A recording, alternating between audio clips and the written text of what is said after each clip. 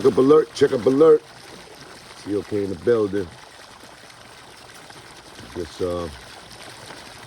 chilling.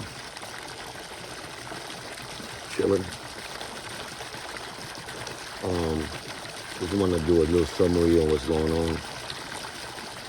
If y'all seen the Panda Shop interviews, I mean, some real information has been going out there. And I've been putting out to y'all. Some people are acting like they never heard it. Maybe probably never heard it. I probably didn't say it as a, you know what I'm saying? Like, I mean, if you check my interviews from way back in the days,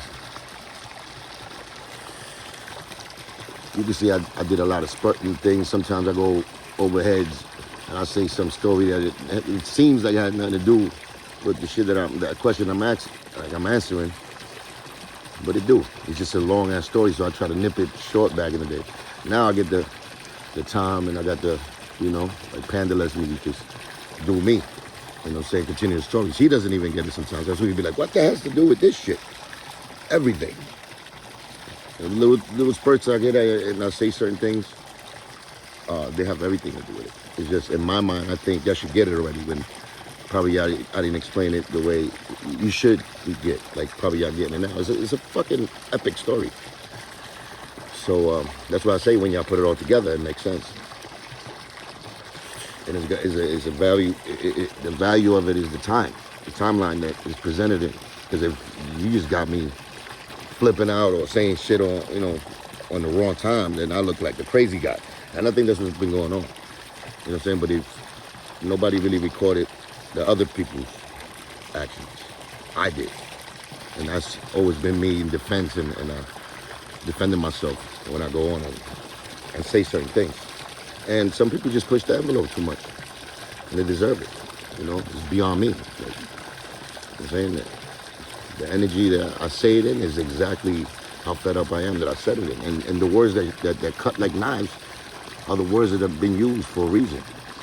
To let you know that all circulation is cut off. As far as the love. Now, this is my story, my life, my career that I'm speaking about. I'm not the type of nigga to bring somebody else's career. I'm trying to make metaphors and shit for y'all to get it. But to apply it to my situation, imagine how I would have felt. Big shout and big salute to Hassan Campbell. I heard how he responded to the Serious Joe nigga. Very powerful, very powerful. And you can see how deep that type of, accusations of fake ass fucking narratives be hurting people. You know what I'm saying? I salute Hassan for taking the teacher's approach. And he actually broke down where it stemmed from and what he had to deal with in the past. And I believe that boy, man. Since he first came out, I believed him. You know what I'm saying? I know he had a lot of pain, a lot of anger in him. And he's trying to change his life, and he's been doing that. Yeah, a lot of people just see it like it's a game, it's his YouTube shit. But he gave y'all niggas his life, sort of like myself. Exactly like myself. You know what I'm saying? I did it for years before Hassan Campbell, but it was ignored. It was, but it's not the same pain of being, molested and shit like that. That's deeper. But as far as the fight against the machine and how they move, how Africa Bambaataa moving, how he uses other people to cover up for him, same shit Joe does. And these are evil entities, man. They're trying to take over the world so they could keep applying that evil shit to them. That's how I look at it. And that's what it really is. It's just, I try to take it easy how I describe these demons to y'all, but these niggas are devils, little devil demons. Real. I'm not playing. And they classify devils because of how they try to lie, how they try to, turn a lie to truth, to a narrative that there's nowhere in the world that happened. I was there. How you gonna lie? Oh, you're ashamed of it. So they try to do that, and they think money and I guess people in high places could change that for them. But that's why it's beautiful about the streets. That's one thing I respect about the streets. They don't get to the point of they see what it is when they look at it, when they listen to it. Now, if you let it become a job and all that, well, they're gonna gather up groups and pay them to to talk their narrative. You know, you can buy a narrative for nowadays. You got enough people. They got companies right now probably that work for a nigga's narrative, just like the PR firms in the industry. You know, when niggas get caught up in crazy shit, you know, they work the PR. That's called a team.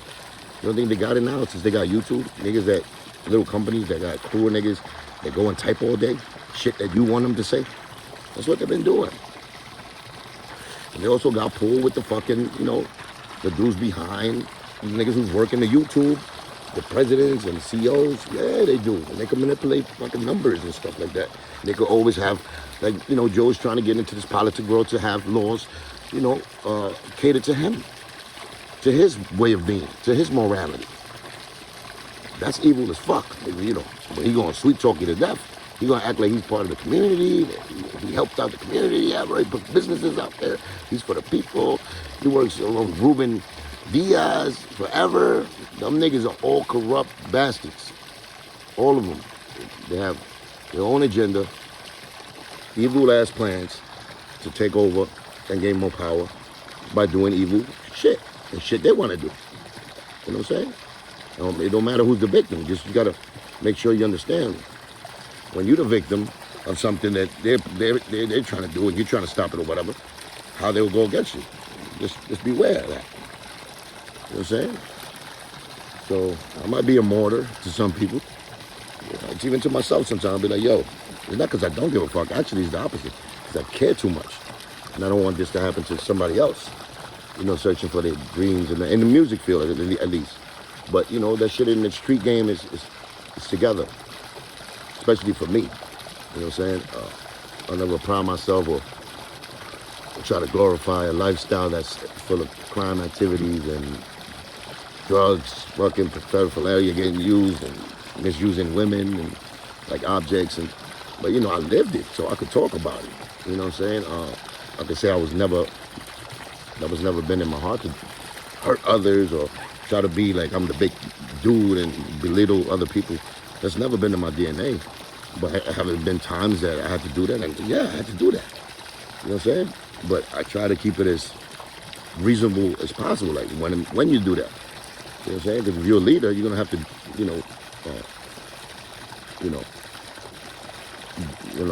fucking put some orders out there, and you expect your people, your followers, to follow it and understand and listen and why. You got to give all that when you're a real leader. Not just do shit for me because I am the king and you're shit. No, you always got to give reason, and you always got to know, be a judge of situations where it's a logical, conclusion to what the decision you made. So I try my best to do that type of shit. That shit don't work when you fighting dirty niggas.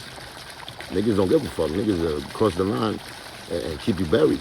You know what I'm saying? So sometimes I stepped over that line sometimes. Not too many. I can count with my hands how many times I did that. Because I got caught up in the feud and the bullshit, the anger. But my main fight always been the righteous one, man. The righteous one. My music, when I say that, I'm known for making inspirational music. You know what I'm saying? The underdog. You know what I'm saying? And that's what we all are. When I talk about that, about me, I'm talking about my people. You know what I'm saying? My communities. We're the underdog against the world. And it's sad when, and even Cuba, they had that. They had chivatos on every corner. That's what Scarface said in the movie. And it's true. They got one nigga that worked for the cops, and that nigga, he's the nosy nigga in the block, and he's gonna let the government know what you're doing if you're plotting anything. And even when you're not, it's because they don't like you, or you're a threat to their whatever, making away their money or their lifestyle. They're gonna just hate on you because of that. We got a lot of those, man. Shit is turning to Cuba out this bitch. Even though they got Cuban with a blockade, the embargo shit.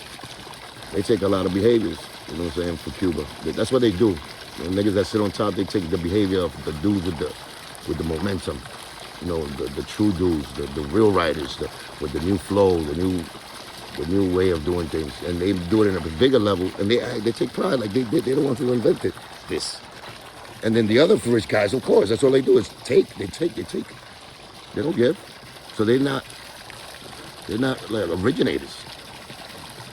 You know what I'm saying? They're not originators. The originators come from the seed, the underground. That's where we come from, especially hip-hop. That fight about who started hip-hop. Listen, man, all my rap I'm a fanatic of rap since I got to this country, and my favorite MCs were black. You know. Now, when you talk about hip hop is a big. It's different fields of hip hop that made hip hop. I'm saying rap music is rap music. You know, hip hop music, yeah, is a department in hip hop. There's music. I believe.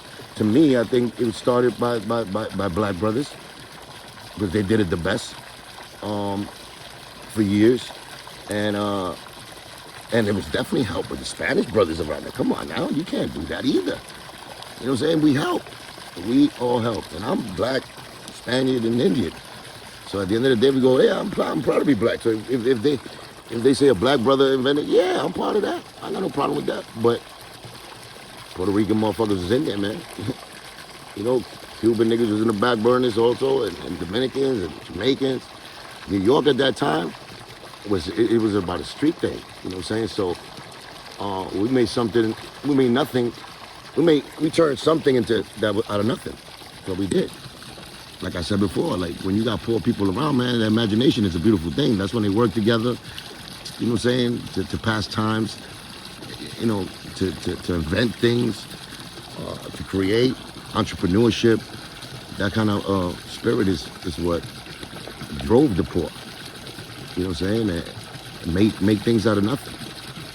So if you put all of that together, I mean, the poor people at the time was black brothers all day, and it was Spanish motherfuckers in there. So I don't see what's the problem with sharing that credit, you know. And if you want to go to the detail, like I said, I feel like rap, the music, I think it was definitely inspired by a black brother, and it originated by a black brother, the black African side of things. You know, when I feel about the dancing and the graffiti, I think the Spanish motherfuckers definitely created that and inspired even more. And then when it was worked as a team, as hip hop, all together, it made the power behind the music, the art, the fashion, the language, everything is what made this culture we live in today. So, you know what I'm saying? Some people should be careful how they word things. Like, you know, Lord Jamal has a message. He does. But he's my age at the end of the day. Even though I came here from another country and all that, I learned, and my black brother is the reasons I learned English, like I told y'all before. Like, come on, my African side always been with me. Always. To this day, until the day I die. And my love for them is always going to be the same. Just like any other human being. Especially more, because I know they struggle. So, you know, I got their back on that. Spanish brothers, we've been together. I got my story from Cuba. Shit. That's the story of search of freedom.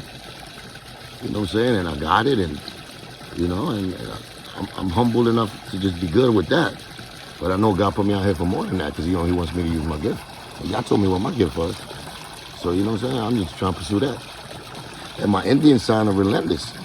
You know, nothing but heart. You know what I'm saying? The ownership of our land. Respecting the earth. You know, being in tune with the roots of the trees and finding the pulse inside the earth. Become one with the universe. You know what I'm saying? From all my Indian ancestors. You know, the spiritual side. So all of that makes me a fucking trifecta. That trifecta there is special to me. So I hold all the individually, I hold it very sacred to me. But yeah, it's deep like that. It's deep like that. Just don't let the devil, man, keep doing its job that's working so much out here in this fucking earth. That division, boy, that's what, whoever is trying to do the division is the one that you know, you can point to and be like, that's the devil. You know what I'm saying? And I'm talking about when you're moving righteous and you're trying to get people together to do a righteous thing for a cause. You know what I'm saying? And I mean, stories in the Bible about this, I told y'all, man. Jesus had to go, look what Jesus had to go through. He was right all day, look. He just put everybody to a test to see where their willpower was at and where their stance was at, their belief was at. And they had it all wrong. That's why he died and he came back to show them that lesson. You know what I'm saying? So, you know what I'm saying? It's so much shit I gotta say, but I'll break down these in episodes. You know I'll be everywhere with it, but I'll bring it home in a minute. Catch me in the next one. Your boy Cuban signing out. The pool is nice and hot, baby.